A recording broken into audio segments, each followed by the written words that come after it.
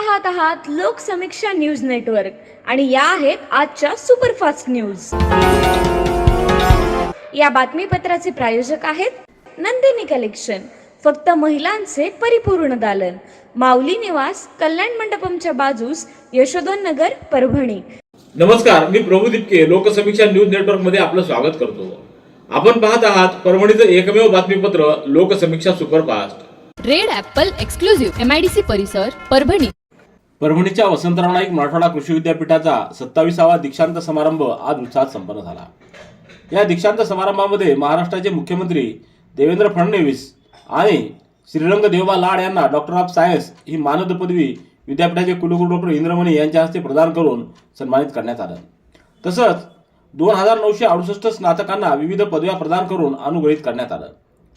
विद्यार्थ्यांनी मिळवलेल्या ज्ञानाचा उपयोग वैयक्तिक, कौटुंबिक आणि राष्ट्रीय विकासासाठी करावा, तसंच जागृत राहून सातत्यानं कार्य करावं, आपल्यात सामर्थ्य निर्माण करणारी कृती सतत ठेवावी आणि मानवी मूल्याची जपणूक करावी, असं प्रतिपादन भारतीय कृषी संशोधन परिषदेचे माजी महासंचालक डॉक्टर मंगला राय यांनी केलं। यावेळी व्यासपीठावर पंजाबराव देशमुख कृषी विद्यापीठाचे कुलगुरू डॉक्टर शरद गडाख, महात्मा फुले कृषी विद्यापीठाचे कुलगुरू डॉक्टर विलास खर्चे, जिल्हाधिकारी संजय सिंह चव्हाण, महापालिका आयुक्त नितीन नार्वेकर, प्रगतिशील शेतकरी श्रीरंग लाड यांच्यासह वसंतराव नाईक मराठवाडा कृषी विद्यापीठाचे माजी कुलगुरू doctor Vedprakash Patil, doctor KP गोरे, डॉक्टर अशोक ढवण, कृषी परिषदेचे सदस्य जनार्दन कातकडे, विद्यापीठाचे कुलसचिव संतोष वेणीकर, शिक्षण संचालक भगवान आसेवार, संशोधन संचालक डॉक्टर खिजर बेग, विस्तार शिक्षण संचालक डॉक्टर राकेश आहिरे, नियंत्रक डॉक्टर अनंत कदम, विद्यापीठ अभियंता दीपक कशाळकर, उपजिल्हाधिकारी उदय भोसले, माजी संचालक doctor PR Shivpuje, Dharmaraj Gokhale, doctor More आदींची उपस्थिती होती। परभणी शहरातील समांतर पाणी पुरवठा व भूमिगत गटार यासारख्या महत्त्वाच्या विकास योजनांना जाणीवपूर्वक अडथळे निर्माण करणाऱ्या अधिकाऱ्यांवर तात्काळ कारवाई करावी, तसंच दप्तर दिरांगाई प्रकरणी गुन्हे दाखल करावेत, अशी ठाम भूमिका आमदार डॉक्टर राहुल पाटील यांनी विधानसभेच्या हिवाळी अधिवेशनात मांडली। 2021-22 मधील दरांवर मंजूर झालेल्या योजनांना अद्यावत दर लागू न केल्यामुळे हा अन्याय झाला असून 5 वर्षे फाईल रोखून ठेवणाऱ्या अधिकाऱ्यांची सीबीआय चौकशी करावी, अशी मागणी त्यांनी केली। पुरवणी मागण्यांवरील चर्चेदरम्यान आमदार डॉक्टर राहुल पाटील यांनी परभणीकरांच्या मूलभूत सुविधांकडे शासन दुर्लक्ष करत असल्याचा आरोप करून सरकारला धारेवर धरले। परभणीकरांना माणूस म्हणून जगण्याचा अधिकार नाही का? या शहराला न्याय मिळणार की नाही, असा थेट सवाल त्यांनी सभागृहामध्ये उपस्थित केला। पूर्वीच्या सरकारकडून परभणीतील रस्ते कामासाठी 50 कोटीची मंजुरी मिळालेली असून अनेक कामं सुरू आहेत, मात्र 29 कोटीचा निधी रखडल्यानं कंत्राटदारांनी कामं थांबवली आहेत। हा निधी तातडीनं मंजूर करावा, अशी मागणी आमदार डॉक्टर राहुल पाटील यांनी यावेळी केली। नाफेड मार्फत जिल्ह्यात सुरू असलेल्या शासकीय सोयाबीन खरेदी केंद्रांवर शेतकऱ्यांना मोठ्या अडचणींना सामोरं जावं लागत असून या गंभीर प्रश्नाकडे आमदार राजेश विटेकर यांनी राज्य सरकारचं लक्ष वेधलंय। या संदर्भात त्यांनी राज्याचे पणन मंत्री जयकुमार रावल यांना पत्र पाठवून विद्यमान कठोर निकष तातडीनं शिथिल करण्याची मागणी केली आहे। यंदाच्या अतिवृष्टीमुळे जिल्ह्यात सोयाबीन पिकाचं मोठ्या प्रमाणात नुकसान झालंय। पिकं अनेक दिवस पाण्यात सडल्यानं डाग आणि ओलाव्याचं प्रमाण मोठ्या प्रमाणात वाढलंय। मात्र नाफेडच्या विद्यमान नियमानुसार फक्त 3% डॅमेज आणि 14% ओलावा ग्राह्य धरला जात असल्यानं मोठ्या संख्येनं शेतकऱ्याचं सोयाबीन खरेदी केंद्रावर नापास होत असल्याची तक्रार त्यांनी केली आहे। शेतकऱ्यांची स्थिती लक्षात घेता डॅमेजचं प्रमाण 3 वरून किमान 10% वाढवावं, अशी ठोस व न्याय मागणी आमदार विटेकर यांनी आपल्या निवेदनात केली आहे। सततचे दवाखाने करून कंटाळलात? आता शेवटचा उपाय। डॉक्टर गोविंद कामटे यांचे बालाजी आयुर्वेदिक निसर्गोपचार केंद्राला भेट द्या। शुगर, मूळव्याध, ॲलर्जी, सोरायसिस, गजकर्ण, दमा, लठ्ठपणा, गुडघेदुखी, कंबरदुखी, वात, गाठीचे आजार, लकवा, केस गळणे, मूतखडा, सफेद डाग यांसारख्या जुनाट आजारांवर खात्रीशीर उपचार केले जातात। दारू सोडवण्यासाठी विशेष उपचार उपलब्ध। संपर्क डॉक्टर गोविंद कामटे, आयुर्वेद विद्याविशारद, बालाजी आयुर्वेदिक निसर्गोपचार केंद्र, तलाठी कार्यालयाच्या बाजूला, वसमत रोड, परभणी। संपर्क 9921691008। बोरी येथील दीक्षाभूमी विकास प्रतिष्ठानच्या वतीनं 25 डिसेंबर रोजी 20व्या बौद्ध धम्म परिषदेचे आयोजन करण्यात आले। मराठवाडा दीक्षाभूमी श्रावस्ती महाविहार इथं सकाळी 9 वाजता सुरू होणारी ही परिषद संयोजक पूज्य भिक्खू मुदितानंद थेरो यांच्या मार्गदर्शनाखाली पार पडणार आहे। बोरीमध्ये मागील 19 वर्षापासून अखंड सुरू असलेल्या बौद्ध धम्म परंपरेला पुढे नेत जनजागृती व लोकहिताच्या उद्देशानं यावर्षी 20व्या बौद्ध धम्म परिषदेसाठी विविध कार्यक्रमाचं नियोजन करण्यात आलंय. परिषदेस अध्यक्ष म्हणून पूज्य भदंत सत्यानंद महास्तवीर अमरावती, तर उद्घाटक म्हणून पूज्य भदंत प्राध्यापक डॉक्टर सत्यपाल महाथेरो छत्रपती संभाजीनगर हे उपस्थित राहणार आहेत. तसंच प्रमुख अतिथी म्हणून पूज्य भदंत डॉक्टर इंदिवंश महाथेरो उत्तर प्रदेश व मुख्य मार्गदर्शक म्हणून पूज्य भदंत डॉक्टर उपगुप्त महास्तवीर पूर्णा, तसंच राष्ट्रीय कार्याध्यक्ष अखिल भारतीय भिक्खू संघ मार्गदर्शन करणार आहे. मानवी हक्क दिन प्रत्येक व्यक्तीचा सन्मान, सुरक्षितता आणि जगण्याचा अधिकार अधोरेखित करतो. याचं सकारात्मक उद्घाटन म्हणजे ओडिशात हरवलेल्या बार्शीच्या आजी झारसुगडाचे जिल्हाधिकारी कुणाल चव्हाण आणि सांगली जिल्हा परिषदेचे मुख्य कार्यकारी अधिकारी विशाल नरवाडे यांच्यातील संवेदनशील समन्वयामुळे स्वगृही परतले आहेत. 10 डिसेंबर हा दिवस मानवी हक्क दिवस म्हणून साजरा केला जातो, पण यंदा या अनोख्या घटनेनं नुकताच साजरा करण्यात आलेला हा दिवस अधिकच अर्थपूर्ण ठरलाय. घरापासून, आपल्या माणसांपासून आणि परिचित जगापासून दूर अनोळखी ठिकाणी आजीचा हा एकाकी अनपेक्षित प्रवास ओडिशाहून व्हाया सांगली ते परत बार्शीपर्यंत प्रशासनाच्या सुंदर सहकार्यानं परिपूर्ण झालाय. कहाणी आहे 73 वर्षाच्या विजयाबाई रघुनाथ जाधव यांची. विजयाबाई मूळच्या बार्शीच्या. एखाद्या चित्रपटात शोभेल असं वळण आयुष्याच्या उत्तरार्धात त्यांच्या जीवनात आलं. कुर्डुवाडी येथून हरवलेल्या या आजी परिस्थितीनं ओडिशा राज्यातील झारसुगुडा जिल्ह्यातील झारसुगुडा इथं ढकलल्या गेल्या. मात्र डोळ्यामध्ये आपल्या नातलगाची जाण्याची आस लावून बसलेल्या आजीचा मानवतेवरचा विश्वास प्रशासनाच्या संवेदनशीलतेमुळे आज दृढ झालाय.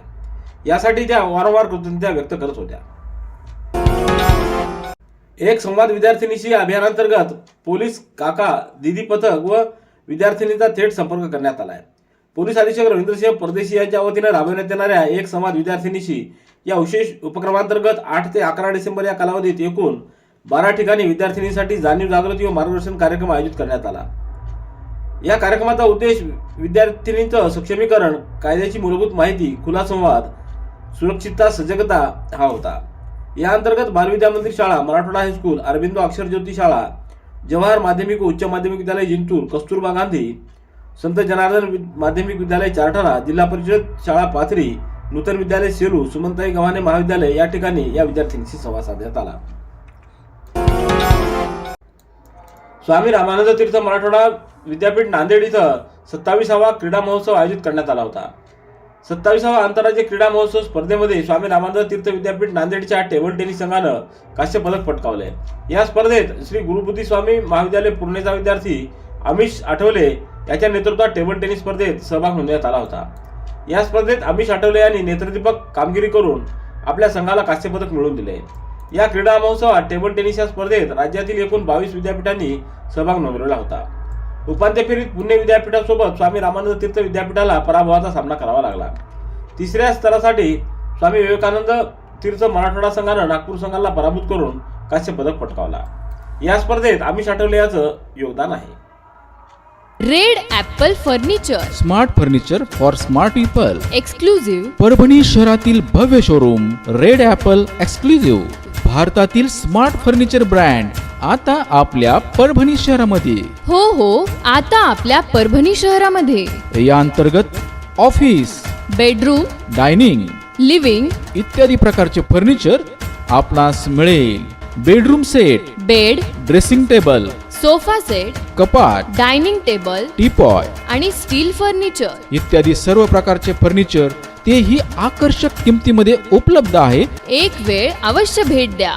रेड ॲपल फर्निचर, MIDC परिसर, भारतीय स्टेट बँकेच्या जवळ, परभणी. परभणीतील अली मदत केंद्राचे संस्थापक अध्यक्ष सय्यद गौस मोहिउद्दीन यांच्या आयोजनातून शहरातील प्रभाग क्रमांक 6 येथील युसुफ कॉलनी परिसरातील मैदानावर cricket tennis ball night circle premier league tournament आयोजित करण्यात आले. 10 डिसेंबर रोजी या टुर्नामेंटचा भव्य उद्घाटन सोहळा संपन्न झाला. या टुर्नामेंटचे उद्घाटक म्हणून नवामोंडा पोलीस ठाण्याचे पोलीस निरीक्षक महादेव मांजरमकर यांची उपस्थिती होती.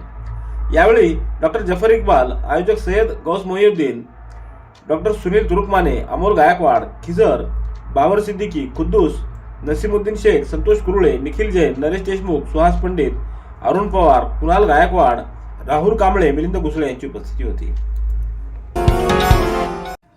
माहे सप्टेंबर 2024, जुलै 2025 व सप्टेंबर 2025 मध्ये झालेल्या अतिवृष्टी, पूरस्थिती, वादळी वारे तसेच अवेळी पावसामुळे बाधित शेतकऱ्यांच्या अनुदान वाटपाची प्रक्रिया सुरू असून ग्राम महसूल अधिकाऱ्यांमार्फत प्राप्त बाधितांची यादी ई पंचनामा पोर्टलवर अपलोड करण्यात आली आहे. या यादीनुसार संबंधित शेतकऱ्यांचं व्हीके म्हणजे विशिष्ट क्रमांक ग्राम महसूल अधिकाऱ्यांनी गावात वेळोवेळी प्रसिद्ध केले असून ई केवायसी पूर्ण करण्याबाबत सूचना दिलेल्या आहेत.